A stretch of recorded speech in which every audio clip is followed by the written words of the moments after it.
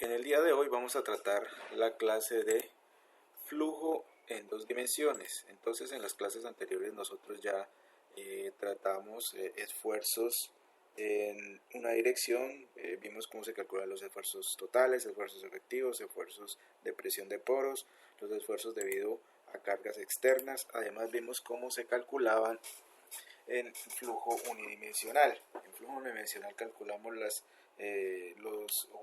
no calculamos, sino revisamos cuáles eran los ensayos de laboratorio pertinentes para poder nosotros calcular el coeficiente de permeabilidad. ¿Cuáles eran las características del coeficiente de permeabilidad?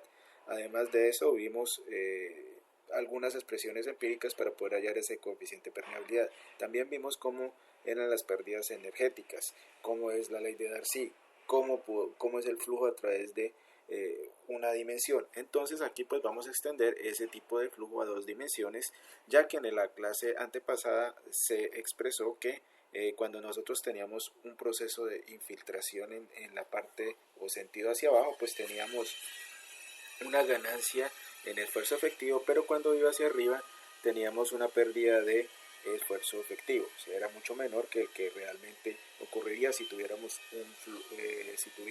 una presión de poros estática.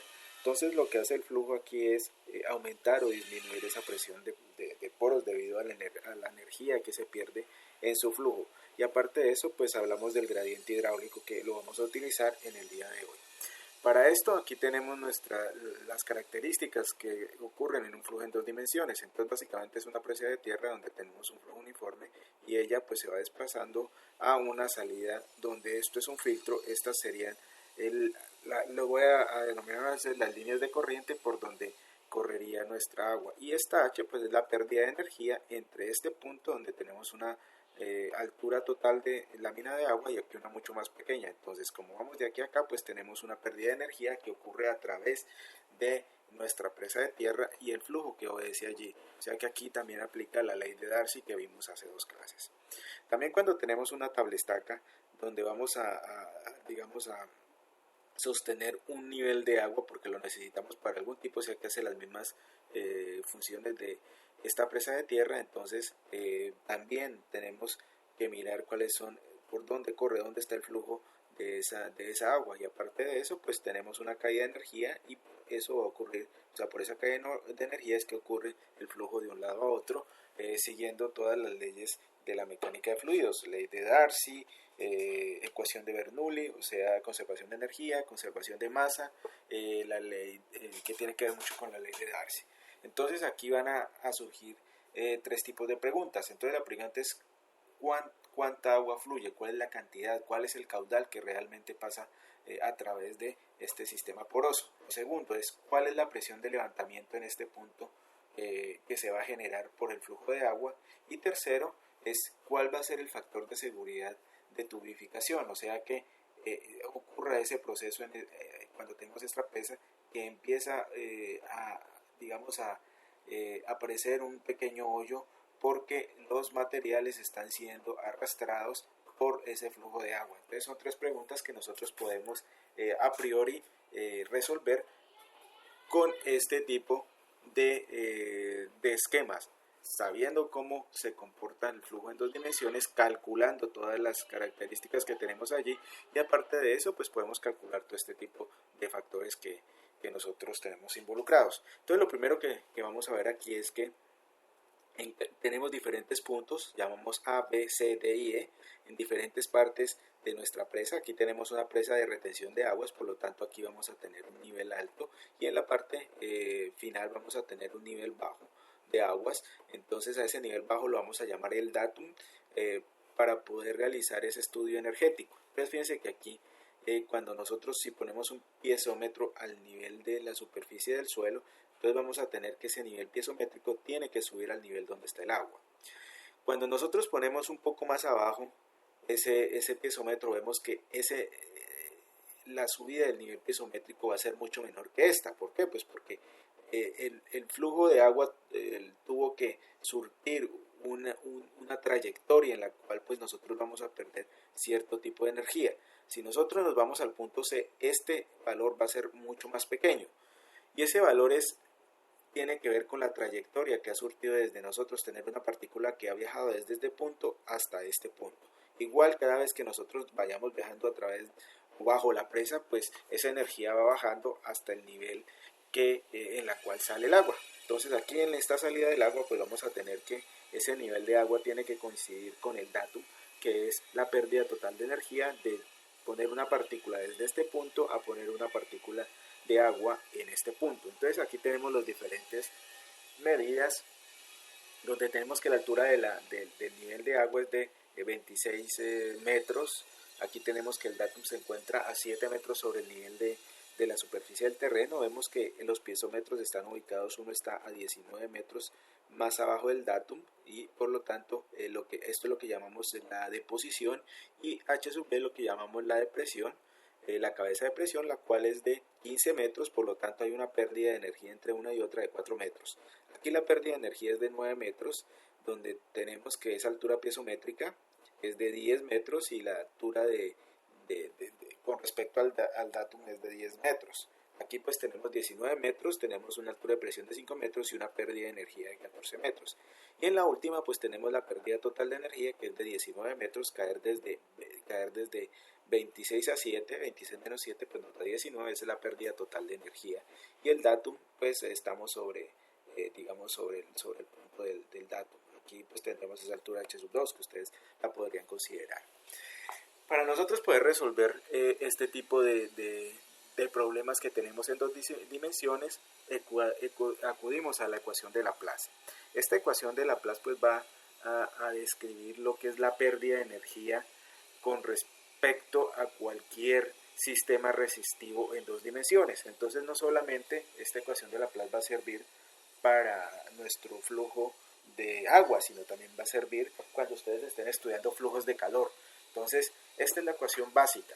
Cuando nosotros tenemos un sistema isotrópico donde el coeficiente de permeabilidad es también isotrópico, si en las dos direcciones es el mismo, entonces vamos a tener que la segunda derivada parcial de la cabeza total con respecto a x al cuadrado más la cabeza segunda de esa cabeza total con respecto a y, pues va a ser igual a 0. Entonces, digamos que con esto vamos a describir en 2D, pero si tuviéramos 3D, pues solamente tenemos que aumentarle un factor de 2h de y más de 2h de z al cuadrado, y con eso tendríamos nuestro flujo tridimensional en un sistema isotrópico, o sea, donde el coeficiente de permeabilidad es igual en todos los sentidos. Entonces con esto pues con esta ecuación es la que nosotros debemos resolver cuando queramos utilizar o tratar de saber cuáles son las condiciones de flujo en un sistema de dos dimensiones. Las presunciones, asunciones o digamos los parámetros bajo los cuales nosotros nos movemos para poder resolver esta ecuación son los siguientes. La primera es que la ley de Darcy es válida. Entonces nosotros vimos que la ley de Darcy depende de ¿qué? Depende del coeficiente de permeabilidad y depende de la pérdida de energía con respecto a una longitud de h de L, ¿de acuerdo? Entonces esa la tenemos que utilizar aquí. Lo siguiente que tenemos que utilizar es que nuestra saturación es del 100%, o sea, ¿qué quiere decir? Que no tenemos ningún vacío lleno de aire, todos los vacíos están llenos de agua. Entonces esa es la segunda presunción. Y la tercera presunción es que la relación de vacío siempre es constante, o sea que no hay ningún cambio de volumen dentro del medio. Eso quiere decir que no hay un asentamiento, que no hay una compresión del medio. Entonces esas es, digamos, las tres más importantes presunciones. Y lo siguiente que se asume de acuerdo a la ecuación que tenemos nosotros aquí es que nuestro coeficiente de permeabilidad en todas las direcciones es igual, o sea, por lo tanto, nosotros lo consideramos como isotrópico. Para nosotros resolver la ecuación de Laplace podemos hacerlo de una manera gráfica o de una manera numérica. Igual el principio es exactamente el mismo y van a concurrir dentro de los mismos cálculos las mismas presunciones. Entonces nosotros si lo hiciéramos de manera gráfica, pues vamos a utilizar dos familias de curvas diferentes y que son mutuamente perpendiculares. Entonces unas van a ser las líneas de flujo y otras van a ser las líneas equipotenciales. Las líneas de flujo son, digamos, que son aquellas en las cuales pues ocurre la trayectoria de las partículas de agua de un lado hacia el otro, ¿de acuerdo? Entonces, si nosotros vemos dos gráficas anteriores, esta flecha representaría una línea de flujo. Lo importante de las líneas de flujo es que debemos tener ciertas reglas. La primera de ellas que el flujo, una línea de flujo generalmente corre a lo largo de todas las barreras impermeables. Eso quiere decir que una barrera impermeable, cualquiera ella sea, siempre va a ser una línea de flujo.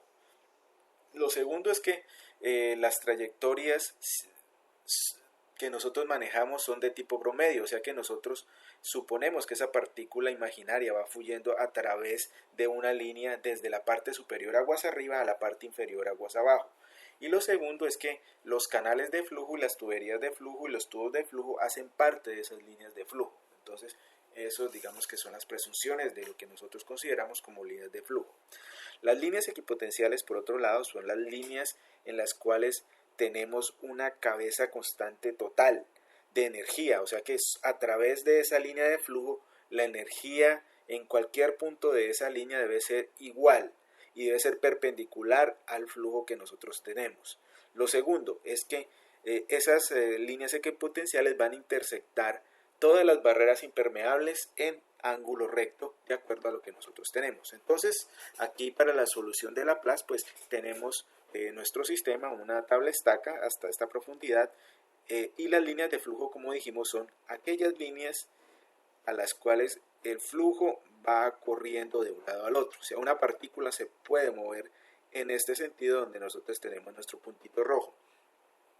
Dijimos lo siguiente, que las líneas equipotenciales son aquellas en las cuales tenemos una barrera impermeable y son perpendiculares a las líneas de flujo. Resulta que este señor de acá es una barrera impermeable, por lo tanto, esta de acá debe ser una línea de flujo y perpendicular a ella debemos tener las líneas equipotenciales. Lo otro que dijimos es que las líneas equipotenciales, si nosotros nos desplazamos a lo largo de esa línea, si ustedes colocan cualquier tipo de piezómetro, la altura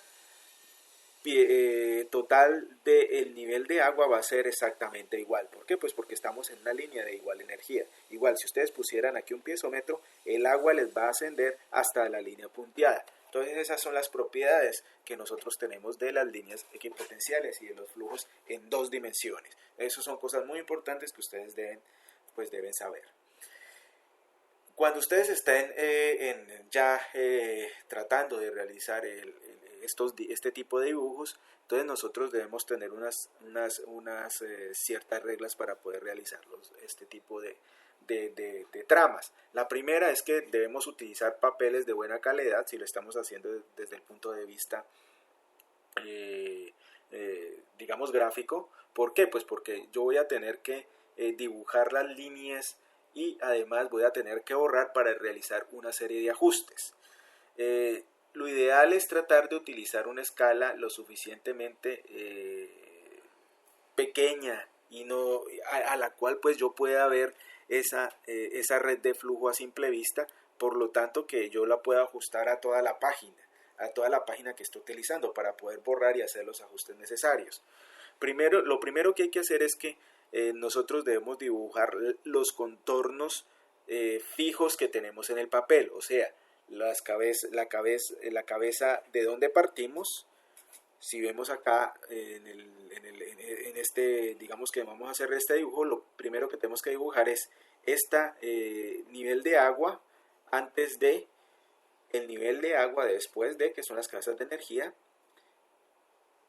el sistema que está deteniendo esta agua para que no sea del mismo nivel, sino que haya una pérdida de energía, de acuerdo a este punto. Y ya cuando tenemos dibujadas, digamos, el perfil de suelo, la barrera impermeable en la parte de abajo, o sea, cuando ya tenemos la geometría de nuestro problema, ahí sí procedemos nosotros a dibujar lo que son las líneas de flujo y las líneas equipotenciales.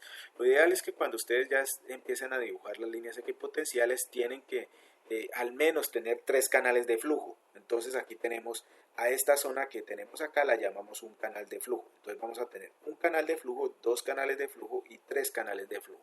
Lo ideal es que esta zona la tratemos de dividir en tres partes y perpendiculares a ellas vamos a dibujar lo que son las líneas equipotenciales. Una de las, condiciones que uno va a poner es que dentro de esta zona de aquí quepa aproximadamente una circunferencia inscrita entre lo que es la línea de flujo y entre las líneas de flujo y las líneas equipotenciales. Entonces aquí tendríamos inscrita aproximadamente una circunferencia, aquí aproximadamente una circunferencia y así sucesivamente. Entonces lo ideal es tratar de hacer las líneas de flujo y partir de una zona conocida haciendo una serie de circunferencias y tratar de tocar esas líneas de equipotenciales es sobre los círculos inscritos que apenas los rocen, o sea que sean tangentes a los círculos que yo estoy inscribiendo para poder dibujar inicialmente esa red de flujo, tanto líneas equipotenciales como las líneas de flujo, ¿de acuerdo? Entonces, si se dan cuenta es lo que nosotros tenemos aquí. Utilizamos valores pequeños de n sub f, 3 o 4, o sea, son 3 o 4 canales de líneas de flujo, que a eso lo vamos a llamar n sub f. Inicialmente, pues, nosotros vamos a tener ese esboce inicial. Como no es perfecto, es una parte gráfica, entonces inicialmente hacemos, si no nos queda de una manera perfecta, lo revisamos, volvemos con los círculos que estamos escribiendo, afinando mucho más esta línea de flujo y lo mismo las líneas equipotenciales hasta que ya nos queda unas líneas de flujo equipotenciales relativamente bien hechas. Entonces esto es de ensayo de error y lo ideal es que tengamos entre 2 y 3 intentos para llegar a la solución final desde el punto de vista gráfico. Ya cuando tenemos pues la solución final, digamos que ya podemos realizar los cálculos respectivos a caudales, a niveles de energía, a procesos de infiltración, hallar el gradiente hidráulico, todo este tipo de cosas ya una vez terminado. Entonces, cuando ustedes estén dibujando la regla de flujo, tienen que tener en cuenta que las líneas de flujo siempre van a ser perpendiculares a las líneas equipotenciales. Y siempre que ustedes estén una con respecto a la otra, fíjense, tengo que respetar este tipo de esta ortogonalidad entre los dos tipos de líneas. Lo segundo es que nosotros tratemos de utilizar un ancho y un largo uniforme. ¿Para qué? Para poder inscribir los círculos que yo mencioné, o sea que B sub I sea muy similar a L sub I. Lo mismo, o a L sub 1 aquí B sub 2 muy igual a L sub 2 aquí. B sub 3 muy igual a L sub 3. Aquí tenemos las líneas equipotenciales y aquí tenemos las líneas de flujo.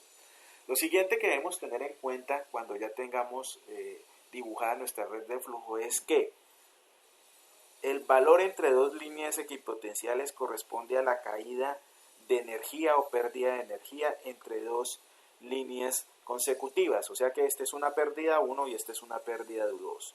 ¿De acuerdo? Entonces eso es eso ya va a entrar con respecto al cálculo que nosotros vamos a realizar. Aquí vamos a partir de una red de flujo unidimensional, donde vamos a tener un datum a 0 pies. Vamos a tener que nuestro suelo está entre 2 y 12 pies. Nuestro suelo tiene una porosidad de 1/3 y un coeficiente de permeabilidad de 0.1 pies por minuto. Y tenemos una tubería que tiene una sección transversal de 4 pies por 4 pies. Entonces, como vimos en la clase de flujo unidimensional, pues básicamente podemos dibujar las cabezas totales, la cabeza de presión y la cabeza de elevación. Entonces lo primero que vamos a mirar es la cabeza total. Entonces fíjense que en este punto de abajo nuestra cabeza total tiene que ser igual a 0. ¿Por qué? Porque todo lo que tenemos aquí se va a perder cuando la partícula de agua atraviese toda nuestra masa de suelo. Entonces ese es este punto. ¿Cuál va a ser la cabeza total en este punto? Pues básicamente toda la altura que tenemos, que va a ser 16 pies. Entonces ya podemos dibujar esta línea de cabeza total entre 0 y 16. Desde este punto, donde tenemos nuestro punto, digamos, de referencia, con respecto al punto de máxima cabeza de energía. Lo siguiente que podemos calcular es la cabeza de elevación. Fíjense que en este punto tenemos nuestra cabeza de elevación es 2, o sea que partimos de 2 hasta que finalizamos en la columna de suelo donde tenemos 12, ¿de acuerdo? Entonces va de 2 a 12, tenemos la cabeza de elevación. Entonces, para poder calcular la cabeza de presión, pues básicamente la resta entre la cabeza total y la cabeza de elevación. Entonces tenemos que 0 menos 2, pues nos da menos 2. Y en la parte superior, como son líneas rectas, pues tenemos que 16 menos 12, pues nos da 2. Y esta es la cabeza de presión que tenemos a lo largo de esta columna de suelo. Entonces ya tenemos nuestras tres diferentes líneas, la línea piezométrica, la línea de elevación y la presión total o la cabeza total. Entonces esto también nosotros lo podríamos calcular de alguna manera utilizando redes de 2D en la cual pues tenemos nuestra masa de suelo, la vamos a dividir en una serie de rectángulos que va a tener una longitud L y un ancho B, y las líneas de flujo van a ser paralelas a estas paredes. Eso quiere decir que es perpendicular a la superficie digamos, de lo que nosotros tenemos, la masa suelo. Entonces aquí vamos a tener 1, 2, 3, 4 canales de flujo. Vamos a tener 1, 2, 3, 4, 5 líneas de flujo, ¿de acuerdo?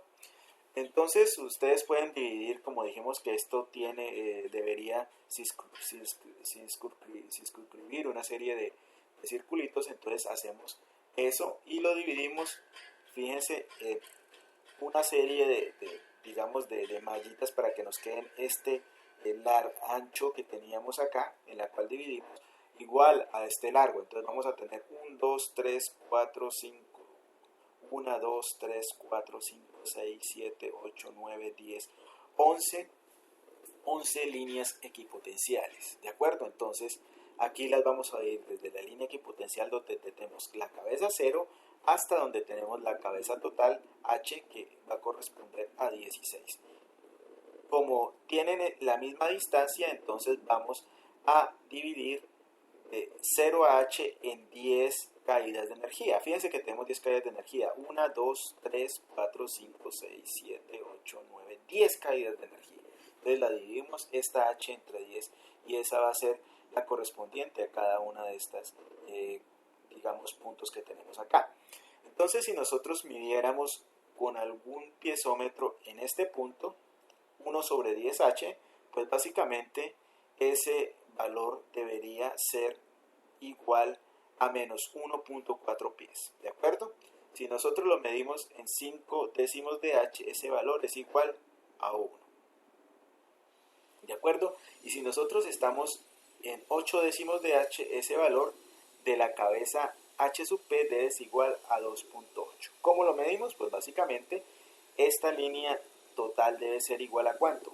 A 16 por 8 dividido entre 10, y a eso le tenemos que restar la altura a ese punto, que son 10 pies, y nos va a dar el valor de cabeza de presión de 2.8, ¿de acuerdo? Entonces de esa manera nosotros es que calculamos esta altura piezométrica o altura de la columna de agua.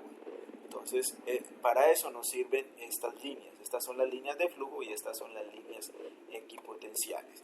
Entonces con una red de flujo nosotros podemos calcular este tipo de diagramas y cómo caen los niveles de energía. Y fíjense que es un ejemplo bastante simple. La siguiente pregunta era: ¿cuál es la cantidad de agua que va a pasar? Eso va a representar un caudal. Si nosotros utilizamos la ley de Darcy, pues básicamente es el coeficiente de permeabilidad por el gradiente hidráulico por el área por la cual está pasando esa agua, ¿de acuerdo? Entonces el gradiente hidráulico nosotros lo definimos como la pérdida de energía total dividido por el número de líneas de flujo por la longitud de las líneas de las caídas de energía. Por lo tanto, ese caudal, si reemplazamos esto dentro del caudal, nos da que del caudal sub A unitario va a ser igual al coeficiente de permeabilidad por la caída total de energía por el ancho B de cada una de esas pequeñas líneas de flujo dividido por el número de líneas de canales de flujo por este ancho E.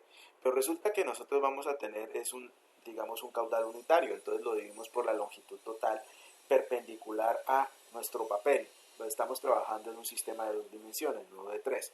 Entonces, por lo tanto, nosotros podemos decir que este caudal A va a depender del número de líneas equipotenciales y el número de líneas de flujo. Entonces, al final el caudal que nosotros vamos a calcular va a ser igual al coeficiente de permeabilidad por la pérdida total de energía por el número de líneas de flujo sobre el número de líneas equipotenciales multiplicados por la longitud L. Como nosotros generalmente utilizamos valores unitarios, entonces esto lo vamos a llamar 1, pero si no tenemos un valor unitario, pues lo reemplazamos por el valor sub F. Este señor de acá, n sub F sobre n sub d, nosotros lo vamos a definir como un factor de forma. Entonces el caudal va a definir es de la forma en la cual nosotros tenemos en disposición nuestra red de flujo, líneas equipotenciales y líneas de flujo. Esto aplica también para una ecuación bajo una presa. Entonces fíjense que hay zonas donde nuestra ecuación de Laplace pues no es satisfecha. ¿Por qué? Pues porque aquí no podemos circunscribir o poner estos digamos circulitos a lo largo de esta zona. Pero digamos que es suficiente con nosotros tener descrita la mayor parte de nuestra red de flujo para suponer que la ecuación de Laplace es suficiente para describir el flujo a través de una presa. Debemos saber que aquí cuando hablamos del área debe ser siempre, le llamamos cuadrados curvilíneos. Cuando hablamos de cuadrados curvilíneos es que un círculo puede ser circunscrito dentro de ese cuadrado que nosotros tenemos y ese cuadrado es suficiente para satisfacer la ecuación de Laplace. Igual aquí tenemos una línea de flujo que es esta y una línea equipotencial que es perpendicular a la línea de flujo. Lo siguiente que tenemos acá es que el caudal que vamos a medir en cualquier parte pues va a depender de lo que tenemos acá, que es el coeficiente de permeabilidad, por el H, que es la pérdida de energía total, por el número de líneas de flujo con respecto al número de caídas de potencial o líneas equipotenciales multiplicados por la longitud perpendicular al plano. Entonces aquí funciona tal cual como nosotros tenemos. Aquí vamos a mirar unas notas adicionales sobre las redes de flujo. Una de ellas es que nosotros vamos a tener elementos cuadrados, pues realmente no son cuadrados, son muy similares a los cuadrados. Lo segundo es que las líneas de flujo equipotenciales siempre van a estar en ángulos rectos, pues si no están en ángulo recto están muy aproximados al ángulo recto y eso es lo que nosotros debemos garantizar. Y lo tercero es que las curvas que nosotros tenemos son tan suaves que generalmente la suposición de que tenemos ángulos rectos es válida. Muchas veces pues nosotros no necesariamente debemos tener los cuadrados para describir las líneas de flujo, entonces aquí utilizamos un artilugio o artificio gráfico y matemático, en el cual pues vamos a suponer que en esta situación vamos a tener un B1 y un L1 que es mucho más pequeño, entonces vamos a tener una caída parcial de energía entre uno y otro, no es la total que tendría entre este punto y este punto, sino aquí tenemos un factor de una caída absolutamente total. Lo único es que para nosotros tener digamos la descripción total de nuestro sistema, esas caídas parciales no deben ser un número entero, deben ser números decimales. Entonces, si tenemos una caída parcial debemos tener 5 punto algo, en este caso 5.2, 5.4, 5.6. Entonces, eso es pertinente cuando nosotros estamos utilizando esta ecuación. Fíjense que aquí tenemos 1, 2, 3, 4 líneas de flujo, pero vamos a tener 5.2 caídas de potencial. Entonces, eso es para que lo tengamos en cuenta cuando ustedes construyan su red de flujo y tengan esta situación donde les toque digamos, utilizar una caída parcial, no una caída total. Entonces vamos a mirar rápidamente un ejemplo en el cual pues tenemos una tabla estaca. Fíjense que aquí dibujamos absolutamente todas las condiciones geométricas. Tenemos que la caída de agua va a ser de 8 metros o la pérdida total de energía, que la tabla estaca tiene 18 metros de longitud aproximadamente, más algo aquí de borde, que nuestro espesor de depósito de suelo que tenemos es de 20 metros. Aquí tenemos que la escala horizontal es de 10 metros, o sea que con eso, tanto horizontal como vertical, entonces esas son las dimensiones reales que nosotros tenemos allí. Ahora pues lo ponemos un poco más bajo. Entonces lo segundo que nosotros vamos a dibujar es esta línea equipotencial, ¿de acuerdo? Dijimos que esta debe ser una línea de equipotencial. Lo segundo, que la barrera impermeable, que es la parte de abajo, debe ser una línea de flujo. Y esta tabla estaca es una barrera impermeable, por lo tanto debe ser una línea de flujo, ¿de acuerdo? Entonces ya tenemos descritas una línea equipotencial y dos líneas de flujo.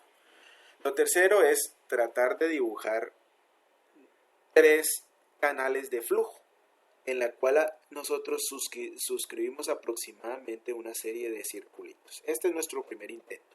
Lo segundo es que una vez tenga, pues divido esto en tres partes, de acá, y trazo una línea que sea perpendicular, suscrita a los círculos que tengo, ¿de acuerdo? Que sea perpendicular a las líneas de flujo. Aquí pues me vengo en este sentido y debe ser perpendicular con respecto a todas las líneas de flujo, incluyendo esta, ¿de acuerdo? Entonces con eso ya tengo el primer intento.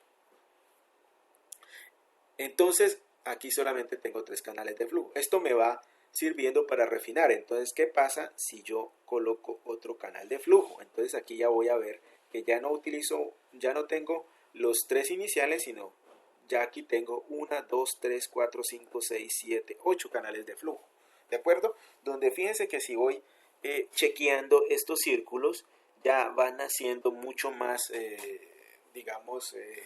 perfectos dentro de la circunscripción cuando tengo las líneas de flujo y las líneas equipotenciales. Así que este va a ser el producto final que ustedes van a tener que llegar ya después de mucho ensayo y error cuando tengan su línea de flujo. Entonces aquí vamos a tener 8 líneas de flujo y vamos a tener 18 caídas de potencial, ¿de acuerdo? Entonces más adelante pues vamos, esta es la línea final o digamos la red que ustedes van a utilizar o el producto final de realizar ese proceso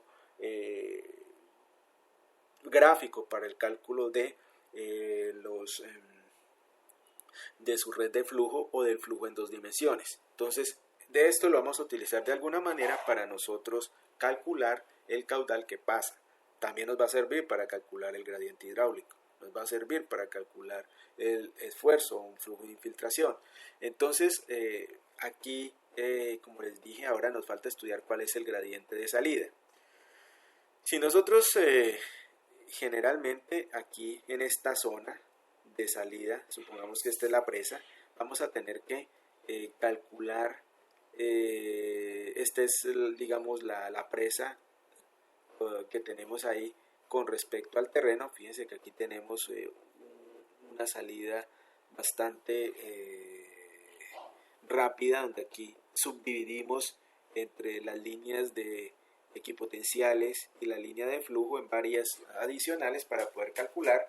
Y aquí pues tenemos la presa un poco más abajo, en la cual, si se dan cuenta, esta línea, esta longitud es mucho más larga que esta línea de longitud, lo cual quiere decir que aquí la caída de potencial es mucho más grande que si nosotros tenemos esta de acá.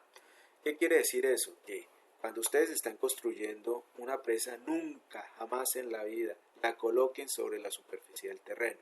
Siempre hay que darle un margen de este pequeño entierro para poder evitar en cierta manera unos grandes gradientes hidráulicos en esta zona de salida. ¿Por qué? Porque tenemos una caída potencial muy pequeña sobre una caída potencial bastante decente con respecto a una longitud muy pequeña, lo cual indica que vamos a tener un gradiente hidráulico bastante grande, lo cual no nos conviene. ¿Por qué? Pues porque el gradiente hidráulico es el que nos va a generar los problemas de tubificación, y eso es lo que no queremos. Entonces, para nosotros estar seguros, esos factores de seguridad siempre están entre 5 y 6 cuando hablamos de gradientes de salida. Entonces, acuérdense que nosotros en alguna oportunidad hablamos de el gradiente hidráulico crítico, que era igual a gamma primas o menos gamma W sobre gamma W, ¿de acuerdo? Entonces, ese es el de acá, dividido con respecto al gradiente de salida, que lo calculamos a partir de ¿qué? De la línea de flujo, y ese factor de seguridad debe estar entre 5 o 6. Aquí vamos a tener un ejemplo en el cual pues tenemos una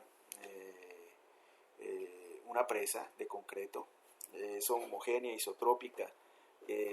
Tenemos se hizo mediante un software el cual pues calcula la red de flujo. Si se dan cuenta, la calle es de 20 metros de agua. Tenemos 1, 2, 3, 4, 5, 6, 7, 8, 9, 10, 11, 12, 13, 14, 15, 16, 17, 18, 19 caídas, 20 caídas de potencial, o sea que entre una y otra son aproximadamente 1 metro.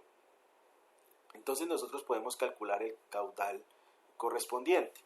También podemos calcular las presiones hacia arriba. ¿Cómo se calculan las presiones hacia arriba? Pues muy fácil. Nosotros dijimos que la presión va a depender de la energía que tenemos, ¿de acuerdo? Entonces, si aquí tenemos 20 metros, aquí tenemos 19, 18, 17, 16, etcétera, hasta que llegamos a 0, ¿de acuerdo? Entonces, lo que hacemos es, entre línea de energía y línea de energía, pues, restamos lo que se pierde, ¿de acuerdo? Entonces, tenemos que la presión hacia arriba va a ser igual a la presión del agua. Y además tenemos...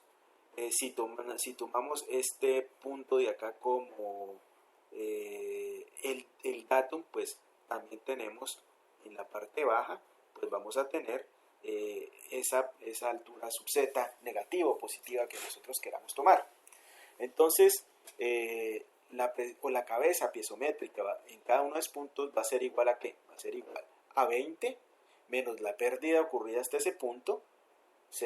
Vamos a suponer que tenemos este punto, sería 20 menos 1, 2, 3, 4, 5. Sería 20 menos 5, 15 metros, esa es la cabeza total. Le resto la altura, que es aproximadamente, si esto es 20, eso es como 2 metros. Entonces tenemos 15 menos 2, tenemos 13 metros en este punto, ¿de acuerdo? Entonces si tenemos 13 puntos, 13 metros, entonces esos 13 metros lo que hacemos es multiplicarlos por 9.81, ¿de acuerdo? Entonces, ya una vez multiplicados ese diferencial de energía que nosotros tenemos ahí, porque nosotros dijimos que la presión del agua con respecto al gamma del agua es igual a la altura piezométrica. Entonces tenemos ahí 20 menos 5, 15 menos 2 metros aproximadamente, 13, entonces 13 por 9.81 nos va a dar a nosotros 9.81 por 13 metros, nos da dar que esa presión es de aproximadamente 127.53 kilopascales en ese punto. Aquí tengo la impresión de que esto lo están utilizando es en unidades de pies. Entonces pues ahí ya no va a ser 9.81, sino vamos a tener que va a ser igual a 62.56 multiplicado por la caída de energía menos eso que serían 13. Entonces tendríamos aproximadamente 0.90 kilolibras por pie cuadrado, que básicamente concuerda con este valor que tenemos acá. Entonces esta sería para cada una de ellas. Entonces ustedes calculan en cada una de ellas esta presión individual, y si ya quieren obtener la presión como tal o la fuerza como tal, pues lo que hacen pues es básicamente multiplicar el área, o sea la distancia entre las dos líneas equipotenciales por digamos la semisuma de estos dos valores, y pues eso nos da la fuerza que nosotros tenemos por unidad de longitud, o sea que si tomamos aquí en este sentido perpendicular 1, ¿de acuerdo? Entonces aquí de esta manera podemos calcular la fuerza que va a generar esta presión bajo la presa de concreto. Y en la salida, pues básicamente, pues aquí tenemos 1 metro, aquí tenemos 1 metro. Lo único que vamos a tener que mirar es que esta longitud, medir esta longitud, y eso nos va a determinar este gradiente de salida. ¿Qué es el gradiente de salida? Pues básicamente es un h. Ese h va a ser igual a 1 metro dividido por la correspondiente longitud de cada una de ellas. Si se dan cuenta, entre más grande la longitud, pues mucho más pequeño va a ser ese gradiente de salida. Si ustedes ponen aquí una barrera, fíjense que estos gradientes tenemos la misma condición. Si nosotros ponemos una barrera aquí, fíjense que aquí tenemos el caudal como tal, que es 0.34 normalizado. Aquí el caudal baja bastante, y aparte de eso, estas presiones o estos gradientes de salida bajan. Pero eso va en contraposición con las presiones que tenemos, que quieren levantar la presa. Fíjense que si aquí da 0.36, mientras que aquí tenemos 0.82H. Quiere decir que aquí esto se incrementan las presiones, pero bajamos los gradientes de salida. Entonces tenemos que diseñar la presa para ese tipo de cuestiones. Si ya ponemos dos barreras impermeables, las presiones suben, pero los gradientes hidráulicos también tienden a bajar. Entonces esas son cosas que nosotros debemos tener en cuenta. Cuando nosotros estamos en pozos, también podemos calcular realizar este tipo de cálculos. Entonces estos son como ejemplos básicos de cómo están las líneas de flujo, utilizando una especie de software. Entonces fíjense que aquí esta es la condición antes de colocar el pozo, y esta es la condición después de colocar el pozo. Fíjense que cuando ustedes colocan un pozo de extracción de agua, pues todas las líneas de flujo se van a concentrar en ese punto. Entonces, ¿qué hacemos aquí? Atenuamos el nivel freático que antes está en la superficie, y eso es lo que tratamos con ese pozo, de bajar este nivel freático, bajar estas líneas de flujo a un punto donde yo puedo controlar el agua, y en dado caso pues puedo estabilizar este talud, que en estas condiciones pues se generaría algún tipo de problema. Digamos que aquí pues ya hemos avanzado bastante. Fíjense que en todos los casos utilizamos el caso más bonito, que son isotrópico. En todas las direcciones es lo mismo, pero ¿qué pasa si nosotros tenemos un flujo anisotrópico, como veíamos en el caso unidimensional? ¿De acuerdo? Que tenemos la barbed clay, que era limo, arcilla, todas intercaladas. Entonces allí pues ya tenemos dos coeficientes de permeabilidad, un coeficiente de permeabilidad horizontal y un coeficiente de permeabilidad vertical. En esta situación, pues lo que nosotros vamos es a utilizar un sistema de transformación, en el cual vamos a llamar A cuadrado como la división entre el coeficiente de permeabilidad horizontal y el coeficiente de permeabilidad vertical. Reemplazando esto dentro de nuestra ecuación base, entonces al final vamos a llegar a una transformación de ejes, donde X lo vamos a llamar X sobre A, y Y lo vamos a llamar, Y grande lo vamos a llamar Y pequeña. Entonces esta es lo que nosotros vamos a llamar la ecuación transformada. Y esto, ecuación transformada, quiere decir que cada uno de los valores geométricos que tenemos tanto en X como en Y los vamos a interferir por este factor A. ¿Eso qué quiere decir? Que si aquí son 5 metros, entonces hago la división entre las dos permeabilidades y divido esos 5 metros dentro de lo que me dé acá. Y eso quiere decir que lo que hago es achicar de alguna manera lo que antes era mucho más ancho. Entonces a eso lo llamamos el sistema transformado de la ecuación de Laplace. Para este sistema de transformación, pues básicamente lo que nosotros vamos a tratar de hacer es lo siguiente: es hacer la división entre la permeabilidad más grande sobre la permeabilidad más pequeña, resolver la ecuación de Laplace, dibujar las líneas de flujo tal cual en el caso isotrópico, y luego realizar la transformación multiplicando por las distancias anteriores, y con eso pues ya tenemos resuelta nuestra red de flujo. Vamos a ver aquí un caso de cómo sería.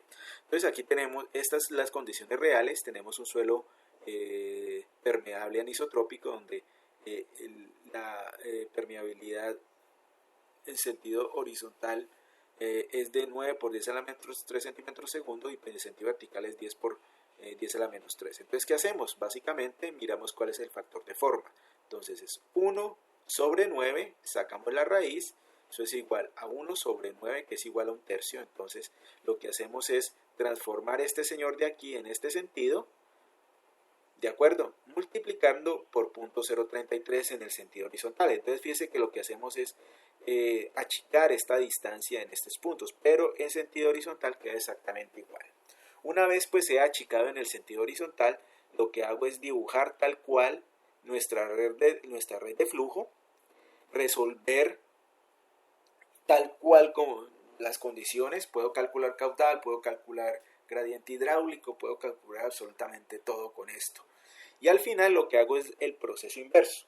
¿Cuál es el proceso inverso? Es dividirlo por 0.33, estas distancias, esta distancia, todas las distancias horizontales, esta distancia, y la dibujo de esta manera. O sea, lo que yo resolví así, esta es la red de flujo real que se va a presentar dentro de mi sistema en condiciones normales. Esta es la transformada, como yo la tengo que resolver, y esta es ya la real que se va a presentar en el terreno, ¿de acuerdo? Entonces es una forma para nosotros poder resolver nuestras redes de flujo en suelos anisotrópicos. Básicamente es multiplicarlo por un factor de forma. En este caso es la división entre el coeficiente de permeabilidad vertical entre el coeficiente de permeabilidad horizontal y sacarle la raíz. O sea que no es, digamos, nada del otro mundo hacer un cambio geométrico, resolver y volver en la parte de atrás.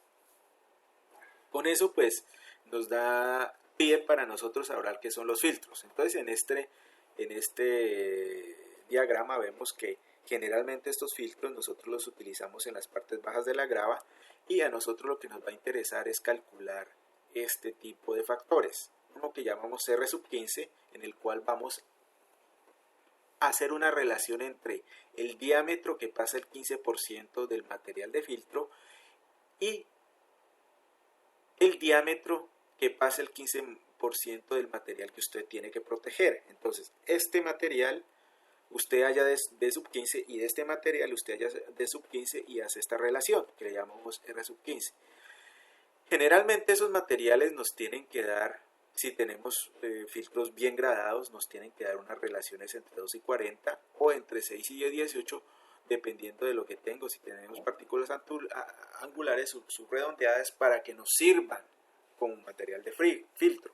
Este es un primer, una primera tamiz. El segundo tamiz que podemos utilizar es D sub 50 del material de filtro sobre el D sub 50 del material a ser protegido, que es este, y tenemos dos valores.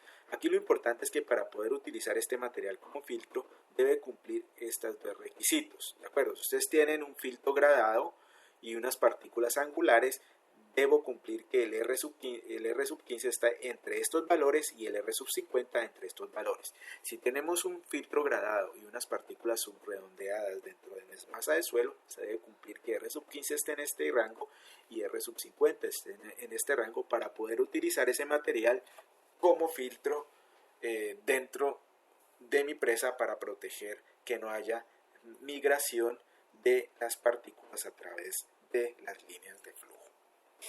Entonces digamos que esos son los requerimientos básicos que se requieren para los filtros que nosotros tenemos. Entonces aquí tenemos el suelo, esta es la infiltración. Lo que hace el filtro, como dijimos en clases anteriores, es retener las partículas de suelo fino, ¿de acuerdo? Esas partículas de suelo fino pues nosotros la vamos a capturar con el diámetro 85, y lo segundo es que no migre a través de ese filtro y pase el agua, que es realmente lo que yo necesito. Entonces aquí vamos a tener tres reglas que hay que cumplir cuando ustedes estén diseñando los filtros. El primero, debemos retener el suelo. Para retener el suelo nosotros hacemos la relación del diámetro sub 15 del filtro que estamos utilizando dividido por el diámetro sub 15 del suelo que estamos utilizando. Y ese valor nos tiene que dar menor a 4. Si es mayor, hay problemas. O sea, no se puede utilizar como material de filtro. ¿De acuerdo? Entonces, si se cumple esa primera condición, entonces pasamos a la segunda. Lo segundo es que pueda drenar el agua. para que pueda drenar el agua, lo que tenemos que mirar es que el D15 del filtro sobre el D15 del suelo que estamos protegiendo debe ser mayor a 5. Entonces con eso garantizamos que el agua pueda pasar. Entonces ya tenemos dos condiciones. Retenemos el suelo, o sea no migra, y segundo, permitimos el paso del agua, hay drenaje. La tercera condición es que D50 del filtro sobre D50 del suelo sea menor que 25, y eso nos va a permitir que haya una compactabilidad de el filtro cuando yo estoy colocando las capas de arriba del suelo que cubren ese filtro o que está protegiendo el filtro. O sea que quiere decir que cumplo tres condiciones, y si mi suelo y filtro y material de filtro contiene estas tres condiciones, lo puedo utilizar dentro de los filtros que nosotros estamos utilizando. Los filtros modernos básicamente tienen la siguiente característica, que antes solamente utilizábamos pues las partículas de suelo para proteger, pero con el avance de los geosintéticos y geotextiles, pues básicamente lo que hacemos es, para que haya una mayor protección del filtro que nosotros tenemos en la parte interior, lo que hacemos es protegerlo con una serie de mallas o geotextiles. Entonces la propiedad de los geotextiles es que tienen unos diámetros muy pequeños o agujeros muy pequeños y tienen una alta permeabilidad, lo cual es lo que estamos buscando cuando decimos que se tienen que cumplir este tipo de reglas, ¿de acuerdo? Entonces nosotros vamos a utilizar en los filtros modernos esta serie de configuración. Entonces esta es una vía donde tenemos una base, su base granular 1, base granular 2, aquí la capa de rodadura donde van los autos, y aquí vamos a tener la protección para que, digamos, el agua no pase y me afecte esta estructura del pavimento. Entonces aquí tenemos un material bien gradado que es tipo grava. Aquí tenemos una tubería PVC con algún tipo de agujero en la parte inferior para que el agua que entra a este filtro pues pueda ser evacuado por esa tubería. Pero aquí lo importante es que está protegida por un geotextil, ¿de acuerdo? Entonces si tenemos por ejemplo aquí una pendiente natural donde hay un flujo en este sentido, entonces lo que vamos a hacer es mirar con ese geotextil, lo aseguramos a nuestra corte, y aquí tenemos la protección que realmente nosotros queremos, que es un tipo de filtro de esta zona. ¿Para qué? Para que el agua que va directamente a esta zona pues lo que haga es que caiga a nuestro filtro y pueda ser evacuado, y además eso permite que la estabilidad de este talud sea mucho mayor. Si el agua está evacuada, pues eso quiere decir que los esfuerzos efectivos tienden a subir en la parte donde yo necesito que suba, o sea que la línea piezométrica sería en este sentido, ¿de acuerdo? Dejando la parte superior mucho más estable. Aquí pues tenemos cuál es la función de los geosintéticos. Pues básicamente lo que hace el geosintético es que es este o es lo que tenemos acá. Es básicamente permitir el paso del agua y retener las partículas que tenemos acá. Lo importante es que aquí en estos pequeños agujeros se va a producir un arqueo o un arco de partículas por donde tentativamente podrían migrar las partículas más pequeñas. Pero realmente lo que hacemos con los geotextiles o geosintéticos es retener ese tipo de partículas, ¿de acuerdo? Permitir la filtración del agua. Por eso estos